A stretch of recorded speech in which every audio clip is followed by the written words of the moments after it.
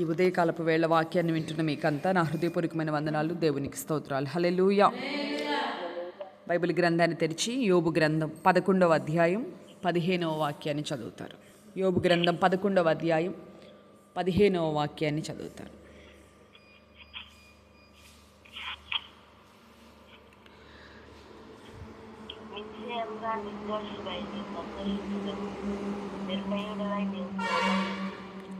హల్లెలూయా. ఈ ఉదయకాలాన ప్రభు మనకిస్తున్న వాగ్దానం, నిశ్చయంగా నిర్దోషివై నీవు సంతోషించెదవు, నిర్భయుడవై నీవు స్థిరపడియుందు అని దేవుడు వాగ్దానం చేస్తూ ఉన్నాడు. మరి మనిషి జీవితంలో సంతోషమైన అలాగే స్థిరపడే అనుభవమైన ఇది గొప్ప ఆశీర్వాదాలు. మరి సంతోషించే అనుభవం, మరి ఈ రోజున అనేకమైనవి కలిగినా కూడా మనుషులకి నెమ్మది లేని అనుభవాలు అనేకులు ఉంటూ ఉన్నారు. కానీ ఉదయకాలాన నిజమైన ఆనందం ఎక్కడుందంటే, ఒక వ్యక్తి మనసు ఎప్పుడైతే నిర్దోషత్వం కలిగి ఉంటారో, దోషము లేని అనుభవాల్లో, హృదయంలో నేరారోపణ లేని అనుభవాలు ఎవరైతే ఉంటారో వారి జీవితాల్లో గొప్ప సంతోషం కలుగుతుందని ప్రభు లేఖనాలు సెలవిస్తూ ఉన్నాయి. హల్లెలూయా, హల్లెలూయా. కనుక ఆ మాటను మనం చూస్తే, నిశ్చయంగా నీవు నిర్దోషివై సంతోషంగా నువ్వు ఉంటావు, అలాగే నిర్భయుడివై నీవు స్థిరపడి ఉంటావు. అంటే అన్ని విషయాల్లో స్థిరపడినప్పటికీ ఒక్కొక్కసారి కొందరి జీవితాల్లో కలవరాలు, ఎటు నుంచి ఏమి సంభవిస్తుందోనని. కానీ దేవుడు అంటున్నాడు, ఒక వ్యక్తిని సంతోషంగా ఉండటంలోనూ అలాగునని వాళ్ళు నిర్భయముగా, ఒక వ్యక్తి నిర్భయంగా జీవించడం అనేది చాలా ఉన్నతమైన గొప్ప ఆశీర్వాదం. ఏ వైపు నుండి కీడు రాని అనుభవాలు, తరమబడని అనుభవాలు, గొప్ప నెమ్మది కలిగి, మరి దేవుడు ఎక్కడైతే ఒక వ్యక్తిని ఆశీర్వదిస్తాడో ఆ స్థలమందు వాళ్ళు స్థిరముగా ఉండి నిర్భయముగా జీవించే అనుభవాలు, ఇవన్నీ కూడా ఉన్నతమైన ఆశీర్వాదం. అంతే కదా. మనం ఒకవేళ మనకు అన్ని కలిగి ఉన్నాయి, ఆ ప్రాంతంలో మనం నివసించడానికి ఒకవేళ ధైర్యం సరిపోవడం లేదు, మన వారి మధ్యలోనే ఉన్నాం, లేకపోతే అన్ని కలిగి ఉన్నప్పటికీ కూడా నిర్భయంగా లేని, అంటే భయముతో కూడిన జీవితం అనేది ఉంటే దానివల్ల సుఖం ఏముంటుంది ఒక వ్యక్తి జీవితంలో. కానీ దేవుని వాక్యం అంటుంది, నీవు నిర్దోషివై సంతోషిస్తావు, నిర్భయముగా నీవు స్థిరపడి నువ్వు ఉంటావు. హల్లెలూయా. అయితే నీవు చేయవలసిందల్లా, ఇదిగో నీ మనసును తిన్నగా నువ్వు నిలిపి నీ చేతులు ఆయన వైపును చాపిన ఎడల, పాపాన్ని నీ చేతిలో ఉండుట చూచి నీవు దానిని విడిచిన ఎడల, నీ గుడారముల నుండి దుర్మార్గతను కొట్టివేసిన ఎడల, ఇది ఇట్టి దీవెన నీకు కలుగుతుందని ప్రభులేఖనాలు సెలవిస్తూ ఉండగా, ఉదయకాలమున మనస్సును తిన్నగా నిలిపిన ఎడల, ఒక్కొక్కసారి మన మనసు అనేకమైన పలు విధాలుగా మన మనసు వెళ్ళిపోతూ ప్రార్థన చేస్తూనే ఉంటాము, ప్రభువులు ఆత్మీయంగా కొనసాగుతూనే ఉంటాం. కానీ మనసు అనేక రీతులుగా కలవరపడుతూ ఉంటుంది, అనేక రీతులుగా అనేక ఆలోచనల చేత కొట్టుమిట్టాడబడుతూ ఉంటుంది. కానీ దేవుని వాక్యం ఉదయకాలం అంటుంది, ఏ కలవరాలతో నీవు ఉన్నావో నాకు తెలియదు, నీ మనస్సును కొంచెం ధైర్యం చేసుకొని దేవుని సన్నిధిలో నువ్వు తిన్నగా నిలుపుకొని, దేవుని వైపుకు మాత్రమే నీ మనస్సును తిన్నగా నిలిపిన ఎడల, అలాగే నిలుపుకొని దేవుని అంటే చెప్తున్నాను కదా, ఒక్కొక్కసారి మనం ప్రార్థన చేసేదానికి కూడా దేవుని సన్నిధిలో నిలిచి ప్రార్థన చేసేదానికి కూడా మరి నెమ్మది లేక, దేవుని సన్నిధికి వచ్చి చేతులు చాపి దేవుని సన్నిధిలో అడగడానికి కూడా మనసు కూడా ఒక్కొక్కసారి సహకరించిన అనుభవాలలో కూడా నీవు దేవుని సన్నిధిలో నీ మనసును, కష్టమైనప్పటికీ కూడా నువ్వు మనసును నీవు తిన్నగా దేవుని వైపుకు మాత్రమే తిన్నగా నిలుపుకొని, అలాంటి శోధనల మధ్యలో కూడా దేవుని సన్నిధిలో నువ్వు ప్రార్థన చేయగలిగితే, అదిగో చేతులు ఆయన వైపు చాపిన ఎడల, ఆ చేతులు చాపబడుతున్న వేళ, మరి నేను దేవుని వైపుకు నా చేతులు చాపుతున్నాను కదా, మరి నా చేతిలో ఏమైనా పాపం ఉన్నదా అని నువ్వు గ్రహించుకొని, ఎందుకంటే ఆ చేతులు ఎవరి వైపు చాపబడుతున్నాయి, పరిశుద్ధులైన దేవుని వైపుకు నువ్వు చాపుతూ ఉన్నప్పుడు ఆ చేతుల్లో పాపం ఉన్న ఎడల నీవు దానిని విడిచి దానిని తీసివేస్తే, చేతిలో నుండి దాన్ని నువ్వు చూసి కూడా, అంటే దేవుని ఎదుట మనము మోకరించి చేతులు చాపుతున్నప్పుడు మన చేతులు ఏమై ఉండాలి, పరిశుద్ధమైన చేతులుగా మన చేతులు ఉండాలి. ఆ చేతిలో పాపం అంటే నీవు ధైర్యంగా ఎలా దేవుని సన్నిధిలో నువ్వు చేతులు చాపగలుగుతావు?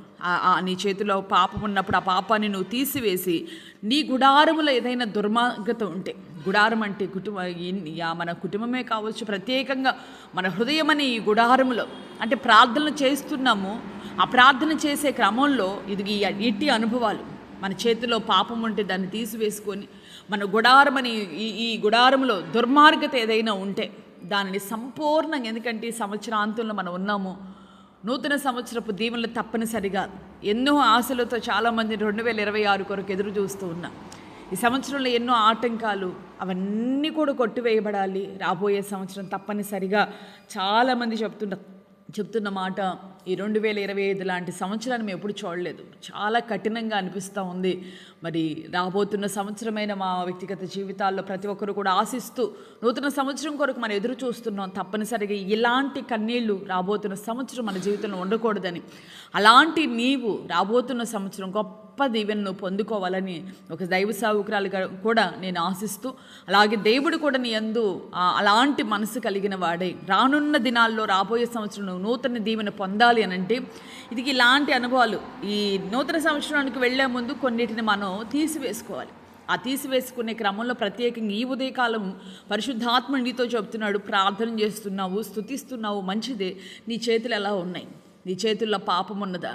ఆ పాపాన్ని నువ్వు తీసివేసుకొని నీ గుడారం, నాకేం పాపం ఉందండి అన్నట్లుగా మనల్ని మనం నిర్దోషులుగా మనం ఏదో చేసుకోవడం కాదు. ప్రతి ఒక్కరు కూడా ఈ వాక్యపు వెలుగులో మనలో ఏదైనా దోషం ఉంటే, దుర్మార్గత మన గుండెల్లో ఉంటే దాన్ని తీసివేసుకొని దేవుని సన్నిధిలో కనుక మనం ప్రార్థన చేయగలిగితే, దేవుని వాగ్దానం అంటుంది కదా ఉదయకాలన, నిశ్చయంగా నువ్వు నిర్దోషిగా నువ్వు సంతోషిస్తావు. అంటే నిర్భయముడివై నీవు స్థిరపడి ఉంటావు. తప్పనిసరిగా కలవరం లేకుండా, ఒకవేళ స్థిరత్వం లేని అనుభవాలు ఎక్కడైనా నువ్వు ఉంటే అవన్నీ కూడా కొట్టివేయబడి స్థిరమైన అనుభవాలు, ఇంకా ఎన్నో దీవెనలు అక్కడ వ్రాయబడి ఉన్నాయి. కానీ ఈ రోజున ప్రత్యేక అక్కడ ఉంది కదా, నిశ్చయంగా నీ దుర్దశను మర్చిపోతావని. అక్కడ ఎన్నో వాగ్దానాలు ఉన్నాయి. ఎవరి భయము లేకుండా నీవు పండుకుంటావు. నీ ఇంటిని పరిశోధించి నువ్వు చూసినప్పుడు సురక్షితంగా నువ్వు చూసుకొని నీ ఇంటిని నువ్వు నెమ్మదిగా పడుకుంటావని.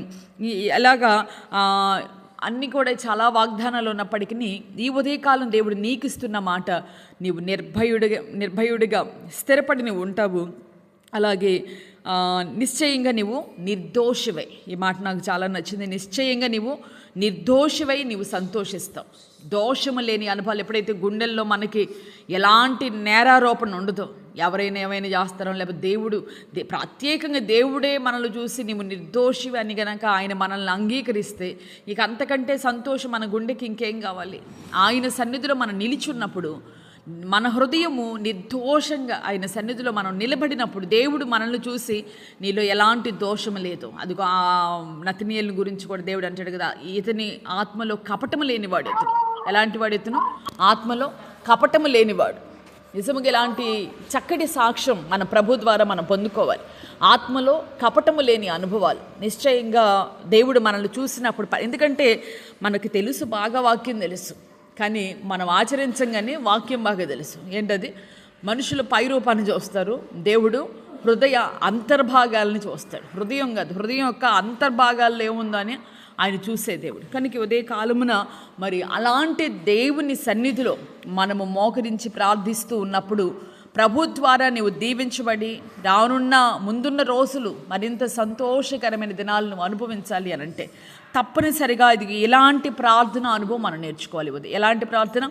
మనస్సును తిన్నగా నిలిపి మన చేతులు ఆయన వైపు చాపుతూ ఉన్నప్పుడు చేతుల్లో ఏముండకూడదంట, పాపం ఒకవేళ ఉంటే దానిని మనం తీసివేసుకుందాం. దుర్మార్గతను మన గుండెల్లో నుంచి, ఇది ఈ యొక్క గుడారమని, ఈ గుడారం హృదయం అనే ఈ గుడారంలో నుంచి దుర్మార్గతను మనం తీసివేసుకొని దేవుని సన్నిధిలో మనస్సును నువ్వు తిన్నగా నిలిపి ఆయన వైపు నువ్వు చేతులు చాపితే నిశ్చయంగా దేవుడి ఉదయకాలం అంటున్నాడు, నీవు నిర్దోషిగా నువ్వు సంతోషంగా నువ్వు ఉంటావు. అలాగే నిర్భయంగా నువ్వు స్థిరపడి ఉంటావు. మోకరించి ప్రార్థన చేసుకుని అందరూ కూడా కళ్ళు మూసుకొని ఈ వాగ్దానాన్ని ఎత్తిపట్టి ప్రభు సన్నిధిలో ఎంతవరకు అక్కడ వ్రాయబడిన మాటలు అనేకంగా ఉన్నాయి. నిశ్చయంగా నీ దుర్దశను నువ్వు మర్చిపోతావు. ఒకవేళ ఈ సంవత్సరం అంతా ఒకవేళ అలాంటి అనుభవాలు కూడా నువ్వు వెళుతూ ఉంటే ఈ సంవత్సరాంతులు నువ్వు చేయవలసింది, నాకెందుకు ఇలా జరుగుతుందని ఒకవేళ కలవరపడుతున్న ఈ వేళ నీ మనస్సుని దేవుని సన్నిధిలో తిన్నగా నిలుపు. దేవుని సన్నిధిలో దేవునికి అప్పగించుకొని పాపాన్ని చేతిలో నుండి తీసివేసి దుర్మార్గతను ప్రభు సన్నిధిలో ప్రార్థన చేసుకున్నాం. ప్రతి ఒక్కరు ప్రార్థన చేసుకున్నాం. పరిశుద్ధుడా, ప్రేమాస్వరూపి, నిత్య ఆశ్రయ దుర్గమ, ఈ ఉదయకాలపు వేళ నీవెంతైనా నమ్మదగిన దేవుడు. ఈ ఉదయకాలమున నీ సన్నిధిలో ప్రార్థిస్తూ ఉండగా జ్ఞాపకం చేసుకుని నాయన, నిజముగా నైనా మీరు ఇచ్చిన వాగ్దానాన్ని బట్టి స్తుతిస్తున్నాం. నిజమేనయ్యా, ఒకప్పుడు మా జీవితాల్లో అనేకమైన ఆటంకాలు, ఈ రోజున నీ సన్నిధానంలో మేము నిలిచి తండ్రి అని పిలిచే భాగ్యాన్ని మీరు ఇచ్చారు. అందుకొరకే నీకు స్తోత్రం. దయచేసి జ్ఞాపకం చేసుకునండి. హృదయాంతర్భాగాల్లో నిర్దోషులముగా మేము ఉండి నిర్దోషులంగా నీ సన్నిధిలో మేము నిలిచి సంతోషించే అనుభవం, అలాగునే తండ్రి మేము నిర్భయులుగా మేము నిలిచిన ఆయన భయము లేని వారముగా స్థిరపడే అనుభవం, ఈ 2 అనుభవాలు మాకు కలగాలని కోరుకుంటూ ఉన్నామయ్యా. అయ్యా ఇదిగో తండ్రి, మేము ఎలా మా జీవితాల్లో మా దుర్దశను మర్చిపోతామో, ఎప్పుడు మా జీవితాల్లో ఇలాంటి అనుభవాలు కలుగుతాయో మీరు మాకు తెలియజేశారు. నిజమేనయ్యా, మనసు తిన్నగా లేని ఆ దినమే, ఆ క్షణమే నీ సన్నిధిలో అలాంటి అనుభవాల్లోనే మేము మనస్సును తిన్నగా నిలిపి నీ సన్నిధిలో తండ్రి మేము చేతులు చాపుతున్నప్పుడు మా చేతుల్లో ఉన్న పాపాన్ని తీసివేసుకొని, ఇదిగో తండ్రి దుర్మార్గత గుడారములో నుండి తొలగించుకొని అప్పుడు నీ సన్నిధిలో మేము చేతులు చాపగలిగితే మా జీవితాల్లో ఇలాంటి ఆశీర్వాదాలు కలుగుతాయని మీరు సెలవిచ్చారయ్యా. నిజమే, ఈ సంవత్సరాంతంలో అయ్యా ఇదిగో నాయన ఈ సంవత్సరం అంతా మేము ఎన్నో ప్రార్థనలు చేశాం, ఎన్నో యాచించాము. కానీ నీ సన్నిధిలో అయ్యా నీ వైపు మేము చేతులు చాపుతున్నప్పుడు మా చేతుల్లో ఉన్న పాపాన్ని ఒకవేళ తీసివేసుకోలేని అనుభవాలు కావచ్చు, గుడారముల నుండి దుర్మార్గతను అలాగే పెట్టుకొని నీ సన్నిధిలో మేము చేతులు చాపేమేమో మమ్మల్ని క్షమించండి నాయన. ఈ ఉదయ కాలమున ప్రభా ఇదిగో మిగిలి ఉన్న దినాల్లో మేము ప్రభా చేసే ప్రార్థనలో ఇట్టి అనుభవాన్ని మేము కలిగి ఉండి నాయన మమ్మల్ని మేము ప్రభా నీ సన్నిధిలో నలగగొట్టుకొని శుద్ధి చేసుకొని నాయన నీ సన్నిధిలో ప్రార్థన చేసినప్పుడు నిశ్చయంగా ఇలాంటి అనుభవాలు కలుగుతాయని ఈ ఉదయకాలాన్ని మీరు మాతో మాట్లాడారయ్యా. ఈ మాటలు మా పట్ల నెరవేర్చండి అయ్యా. గుండెల్లో ఉన్న కలవరాలు తొలగించండి అయ్యా. నెమ్మదిని కలుగు చేయండి అయ్యా. నిర్దోషమైనటువంటి అనుభవాలు మాలో కలుగు చేయండి. నిశ్చయని సన్నిధిలో సంతోషించే అనుభవాలు మాకు దయచేయండి అయ్యా. హృదయ ఆవేదనలన్నిటినీ కొట్టివేసి కృపతో నింపుమని ఈ దినపు దీవెన కలుగు చేయండి అయ్యా. ఇది నాన్న పెళ్లి రోజులు, పుట్టినరోజులు జరుపుకుంటున్న వారి జీవితాల్లో ఈ సంవత్సరం అత్యధికమైన క్షేమాన్ని మీరు కలుగు చేయమని ప్రార్థిస్తూ ఉన్నానయ్యా. ఈ సంవత్సరం అంత సంవత్సరాది మొదలుకొని సంవత్సరాంతం వరకు నీ కనుదృష్టిని నిలిపి దీవించండి నాయన. ఈ దినపు మెండైన దీవెనతో ప్రతి వారిని నింపి నడిపించమని ప్రార్థిస్తూ యేసు నామములు అడిగి వేడుకొనుచు ఉన్నాను తండ్రి, ఆమేన్. ఇప్పుడు నిశ్చయంగా ఈ దినమంతా మీకు తోడై ఉండి నిర్దోషికి కలిగే గొప్ప సంతోషం, అలాగే నిర్భయముగా మీరున్న స్థితిలో మీరు స్థిరపడి ఉన్నట్లుగా నా దేవుడు మిమ్మల్ని ఆశీర్వదించునుగాక. ఆమేన్.